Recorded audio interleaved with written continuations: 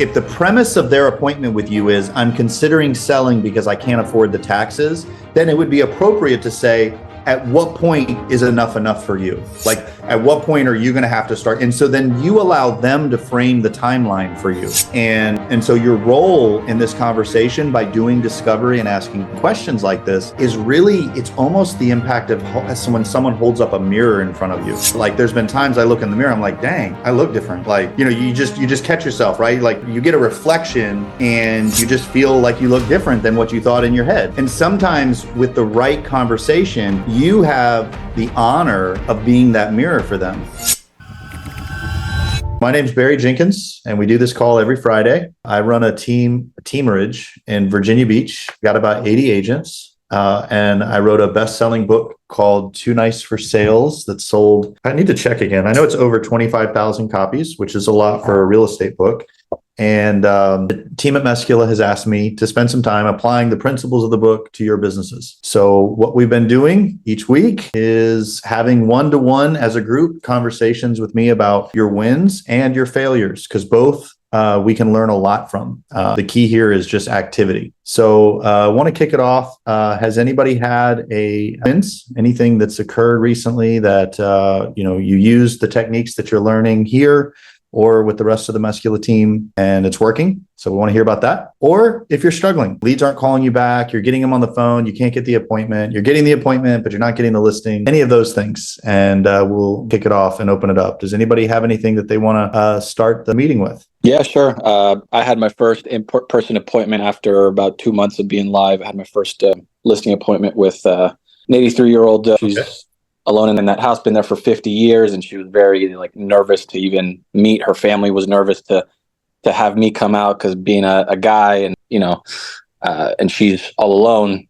But having that dialogue back and forth, I was able to kind of break down the walls and get a meeting. I had one of my team members come, who's a female, to kind of ease that tension. But initially, she just wanted a home evaluation and get a ballpark range because she had another 2 agents that she was considering working with, one who sold her mom's house and another one who has been in the local realtor there in the neighborhood that's been selling a lot of homes and gets a lot of referrals. But we came in and just knocked it out of the park. She loved our presentation and was really keen on going with us, but doesn't want to sign anything on the first go because she's been screwed over multiple times making that mistake. So there really wasn't any overcoming that objection, to be honest. And even her sons have been telling her not to sign anything. But the day after, because we were the first interview, and she said she was going to be doing another 2 interviews, or at least one more interview the week after. If I'm the first interview and the homeowner really likes what we have to say, and we're competing against someone else, I want them to remember us, because that's kind of the tricky part of being the first agent to come in, is that it's easy for the homeowner to forget. Yeah. And so what I did was I hand delivered flowers and a note with the flowers the day after, and I made a really personal touch. She was saying how she works a lot on the kitchen table. She has her printer, she has all this stuff, and her son has been begging her to clear it off and put just a vase of flowers on her table. So I went out, got flowers, put it in the note, gave that call back to what her son wanted, made it real personable and kind of heartfelt, because she was given a lot of information. She's been through a lot over the last couple months, so made sure to do that. And she sent me an email the day after. She's like, I really want to go with your firm now. I'm still going to kind of get that second opinion from this agent, but I really like what you guys had to say. You were very professional, and the touch with the flowers and the note just was the cherry on top. So that was a good win. That's fantastic. I almost didn't deliver the flowers, but I'm glad I did. Yeah, for sure. So have you had any conversations with the son yet? I haven't, no. So everything's going perfect. The only thing that can go wrong is, I don't know if you've experienced this, but family members, and specifically in this situation, the son is going to be very involved because he should, but emotionally, if I understand you correctly, his dad or stepdad, either one, just passed away. So that protective instinct is now kicking in. And if you've ever had a family member at a home inspection, that's what all the memes are about. Like, oh, there's dirt under the stove. And the dad's like looking under the stove and you're like, it doesn't matter that there's dirt under the stove, but the dad wants to protect the child. Right. So, what I would recommend you do, don't know the timeline. I don't need to know the timeline, but after the flowers, I would wait 2 or 3 days. And then I would have a new reason to meet with the homeowner. It could be via phone. And when you give the new reason, I would strongly encourage to have the son on the call as well. And new reasons could be, additional comparables, strategy session about where you're going to be moving next. I wanted to spend some more time talking about the transition from where you're at to where you're going. Maybe she already alluded to some of those things and you can do a little bit of research. You need a new reason to talk to her, and not because you've already nailed it with her. The only thing that can screw this up is the son protecting his mom and not having a relationship with you. He might be using data that is skewed. So you're doing everything right. It's perfect. But that's the only thing I would worry about there. Okay, I'll do that. Thanks. When you get on the call with the two of them, and this is true for all decision makers, by the way, when you have a homeowner and then somebody else that's influencing the decision, what real estate agents do wrong is there's like this power struggle. So I say, for example, it's a great time to sell. And the family member, in this case, the son, is like, no, it's not. I heard it's a horrible time to sell. So in that moment, the woman is looking at the two of you like, well, I'm always going to trust my son, but why are they disagreeing right now? And then there's a power dynamic. I always used to flip that on its head. I would overly include the family member in the decision making. So I would say, based on my data, it's a fantastic time to sell. Mr. Smith. So this is the family member that isn't the owner. Your mom has said so much about how smart and intelligent and involved in the market you are. So I'm curious, have you found that to be true as well? Or do you have a different opinion? Let him exert his protective desires and look good in front of his mom, but in a way that isn't fighting with you. You do that, you're going to have this brother or this son eating out of the palm of your hand, and he's not going to need to take you from her, right? Because you're now giving him the ability to still scratch that itch that he desperately wants to scratch. And it has nothing to do with you. It is like literally has nothing to do with you. And he just wants to protect his mom. Right. So, okay. Thanks. Great job, by the way. All right, Laith, how are you, buddy? Oh, yeah, sorry. So one thing that I've been facing through my leads, through Meskula and outside Meskula, on personal leads is I'll get the home eval, we'll discuss, or whether it's over the phone or whatever it may be, but no one wants to sell now. Yeah. I've heard of all the different excuses. I don't want to sell in the winter. Interest rates are still too high. They're going to go down. I don't want to sell now because my kids are in school. I don't want to move and have them move schools. All the excuses in the book. I'm struggling to get that signature and the listing. Yeah. Very common. That's because moving sucks. I don't like moving. I don't know anybody that's like, I'm really excited about putting my entire life in boxes, relocating, unpacking the boxes, and starting all over. And they have to keep their house clean during the showings. There's just a lot of reasons why people don't like selling. And as an agent, we walk in the room, we're like, they contacted me about their home value. They said they're considering moving. Why are they making it difficult for me? And so my whole optic when I'm sitting with them is great time to sell. I can make this easy for you. We're there mentally and emotionally. And there's a general disconnect between us and them because they're not ready. So I say this a lot, but I really want to emphasize this because this is the difference. This is like the too nice for sales approach. What I need you to do is I need you to align with their interest in this moment. And the way you're going to do that is you are going to obsess about where they're going next. Obsess to the point that you almost want them to be like, enough about where I'm going. Can we talk about selling? Right. And so what you have to do is You have to become an integral part of them figuring out where they're going next. Let's do a worst case scenario. They're thinking about moving from the East Coast to the West Coast, right? You're not an agent. If you're in California, you're not an agent in Virginia, and vice versa, right?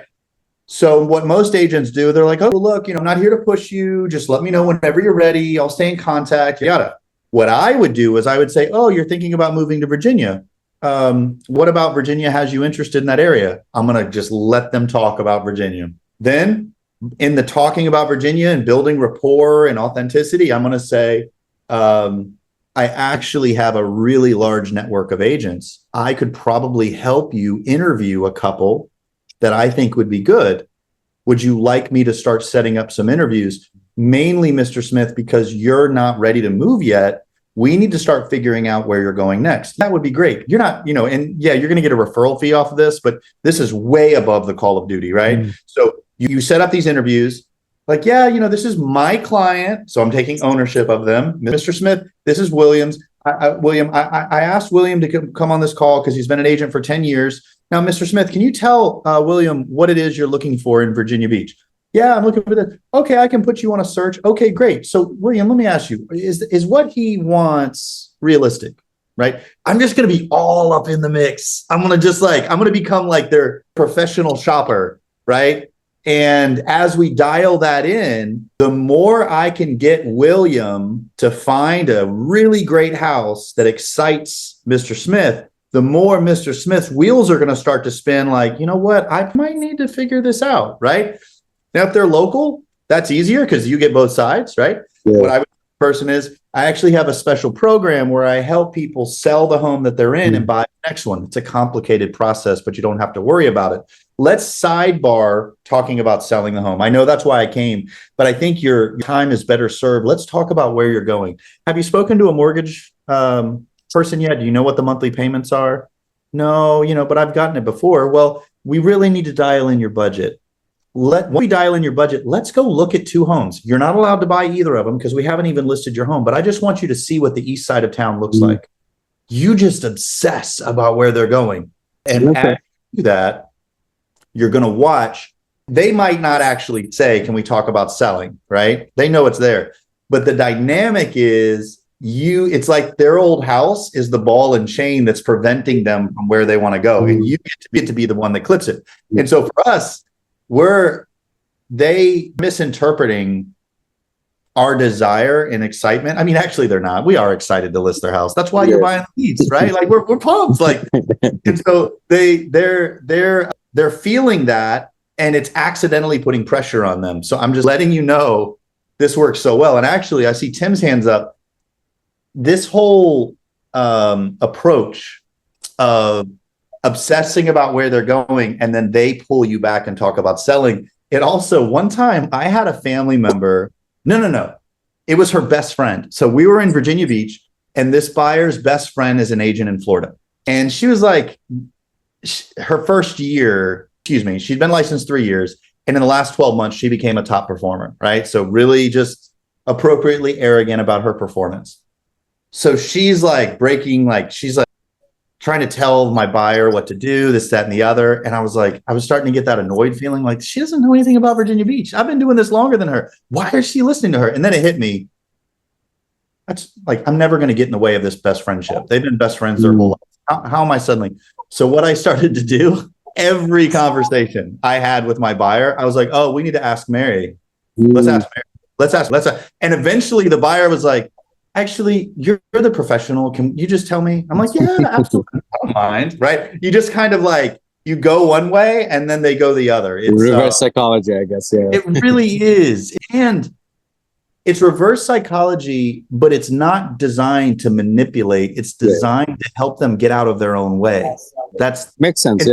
Yeah. That we're having on them. So yeah, I would use that on all. So going back to all these leads that you had I would probably do hey, Mr. Smith, I know we met. I know you're not even ready. I realized that I didn't even go over most of the process of where you're going. Yeah. I want to talk a little bit more about where you're going. There's some things that I can do to help make the process easier because you don't know where you're going to live yet, right? No, that's the problem. Great. let's talk about that. So you can like revisit it with all these old ones, and you're going to find they're going to be excited to talk to you. They will on the phone when they talk about, because they start dreaming.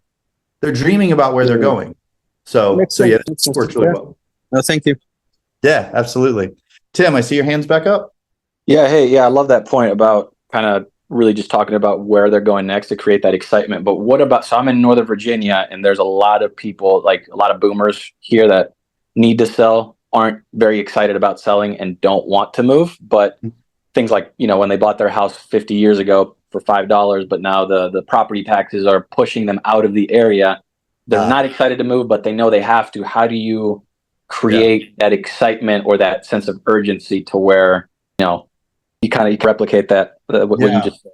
Yeah, so that's a tough one because they don't want to, but they're being forced to because the economics just aren't making sense for them anymore. So this is where discovery is so important. Some of you, if you're not driving, need to write this down. You can't motivate someone unless you know what they're motivated by.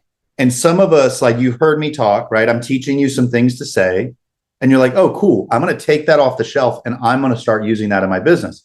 The problem is this should not be like a shotgun approach. Like, let's just keep throwing pitches out. Let's see if one sticks, right? What we need to do is we need to go in with a surgeon scalpel. And the way that we can specifically motivate someone to do something is by doing more discovery. So in this situation, I would probably ask a boomer, oh man, I love where you live as well. I wouldn't want to move either. Like, I totally get that. So now they feel understood, they feel heard. And then I would say, based on the tax rate, if nothing changes about your income, like, when do you think you're going to start to get uncomfortable financially? Is there a point where things aren't going to make sense economically for you, right? Because if the premise of their appointment with you is, I'm considering selling because I can't afford the taxes, then it would be appropriate to say, at what point is enough for you? Like, at what point are you going to have to start? And so then you allow them to frame the timeline for you. And so your role in this conversation by doing discovery and asking questions like this is really, it's almost the impact of when someone holds up a mirror in front of you. Like, I don't know, a lot of you probably aren't old enough, but like, there's been times I look in the mirror, I'm like, dang, I look different. Like, you just yourself, right? Like you get reflection and you just feel like you look different than what you thought in your head. And sometimes with the right conversation, you have the honor of being that mirror for them.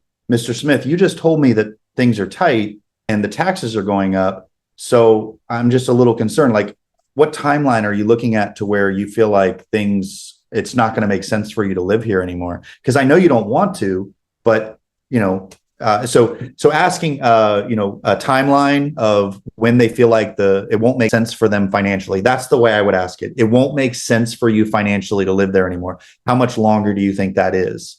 Okay, so instead of building the narrative about something exciting and opportunity in the future, it's more kind of twisting that knife of a pain point to try to get them to. Yeah, I mean, you just told me they didn't want to move. Right. So you can't get them. You can't be like, oh, I hear you, you're not excited to move, but isn't this exciting? Like, that wouldn't work, right? Like, yeah.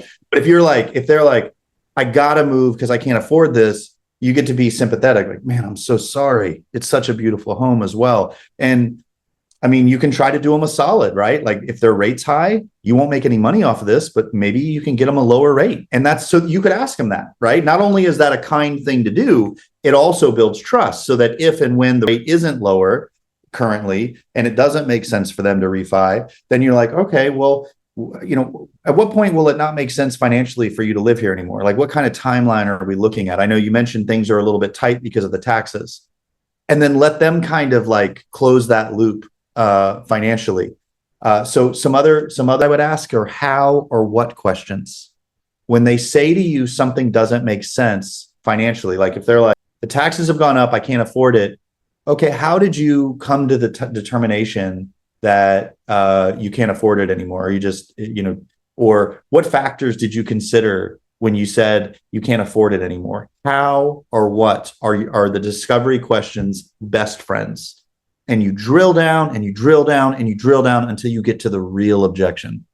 A lot of times there's like a really lame reason why they're not selling. Like, I'm just telling you, they say I love living here, but taxes are too high. And you're like, well, how did you decide that? Well, I actually am halfway through a divorce and it's looking like my ex is going to get a bunch of money. Oh, so is that the reason you're moving? Like you're going to uncover a whole nother piece of the motivation puzzle that they haven't told you yet. And that's a common mistake. We listen to them and we think they know what they need, and then we respond to that. But when really they're being motivated by something completely different. So the art here is more questions, more questions. All right. So hopefully that helps, Tim. What other scenarios are you guys facing right now in your business that are, yeah. Hey, Mark. Hey, so I just recently started with Meskula. My first lead that like came in, he didn't schedule a call, but I called him and his house ended up being worth like 1.5, $1.8 million, but he was super cold. I also didn't review the notes as much as I probably should have, and I wasn't able to get into him too much. I just gave him that range and didn't want me to come to his house, anything along those lines. Okay. For something like that, I was thinking potentially drop off a CMA in a month or so, just at his mailbox. But is there anything you suggest, like, for me to not completely lose that opportunity? Sure, sure. So let me guess, you call them and they said, yeah, I just wanted the value. And did you give them the value over the phone?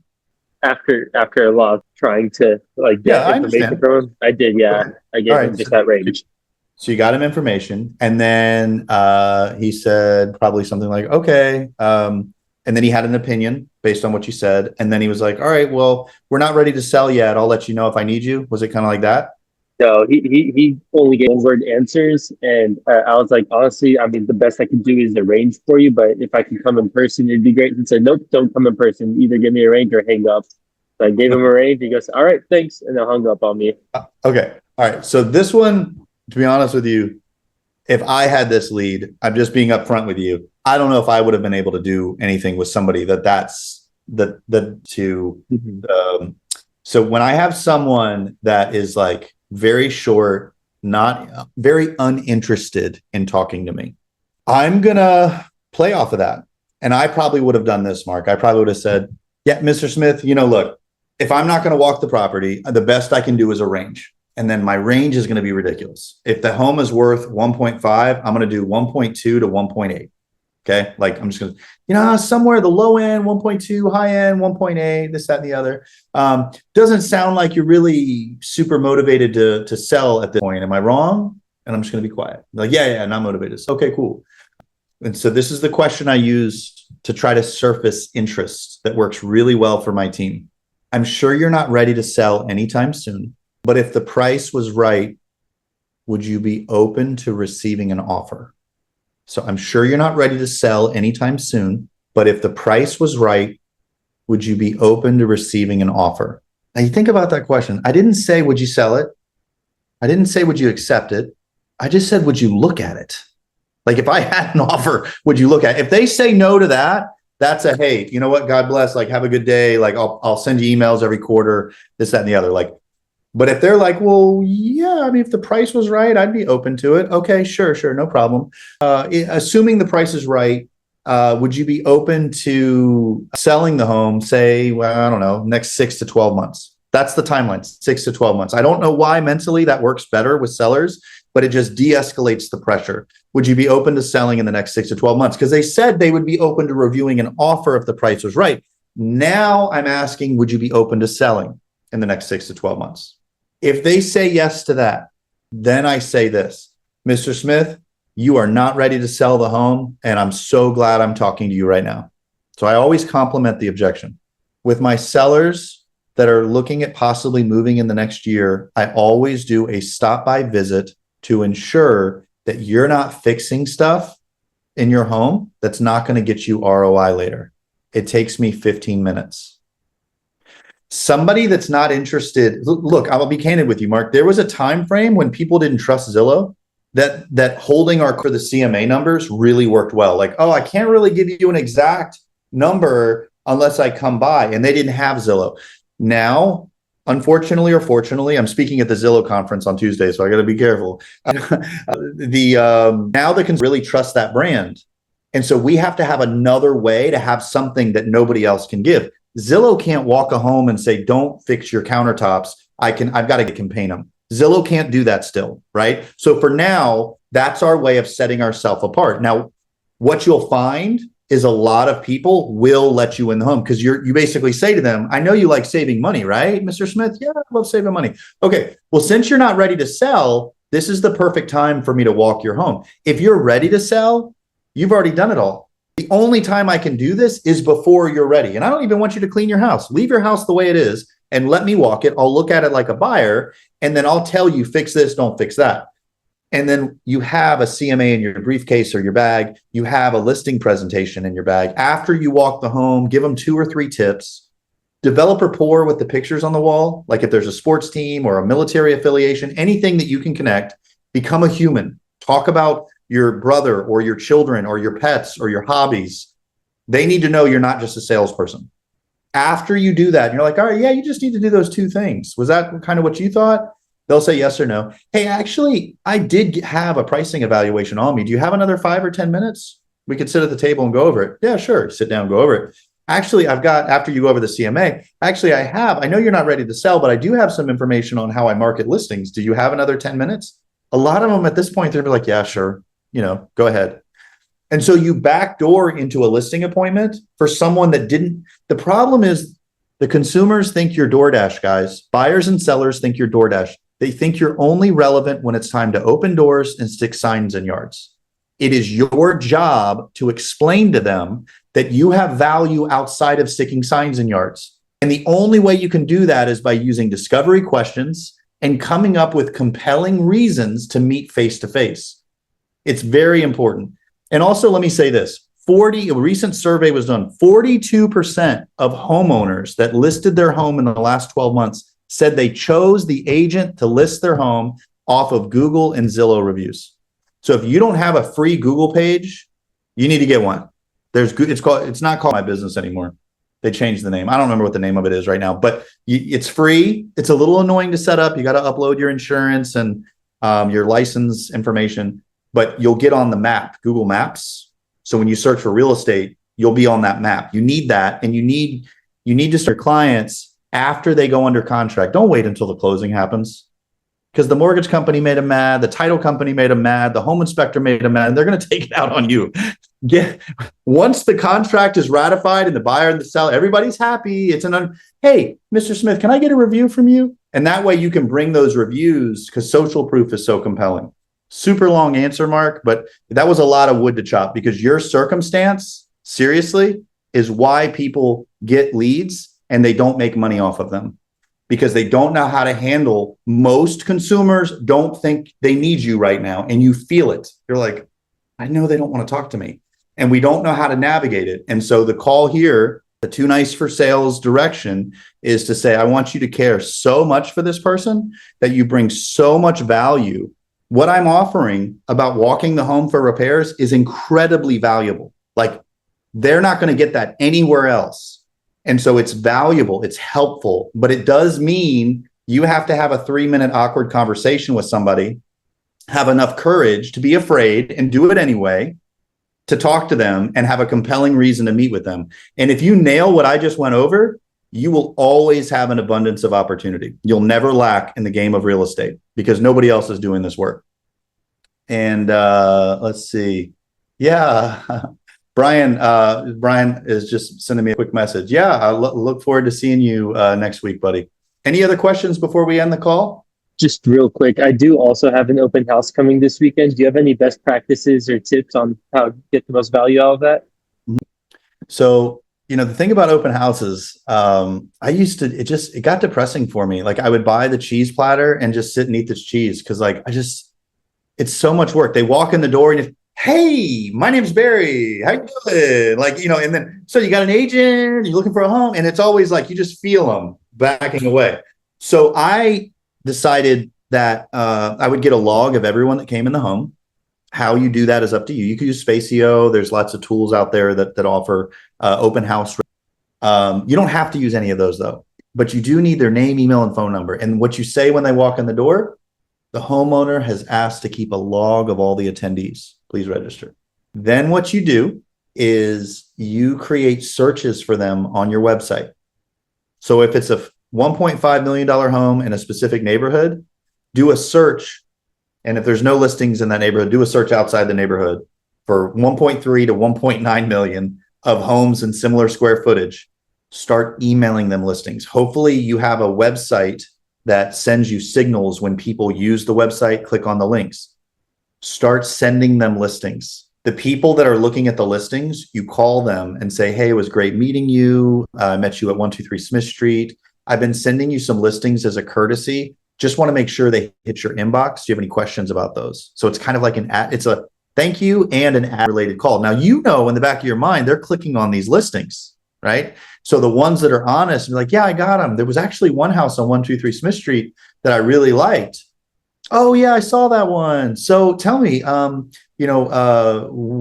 your timeline to move? Then you have that deep conversation. So now you can keep eating the cheese tray just like I did, but you're not squandering the opportunity of people coming in and out of the door. All right. Awesome. I appreciate it. Yeah, absolutely. All right, guys, have a fantastic rest of your day.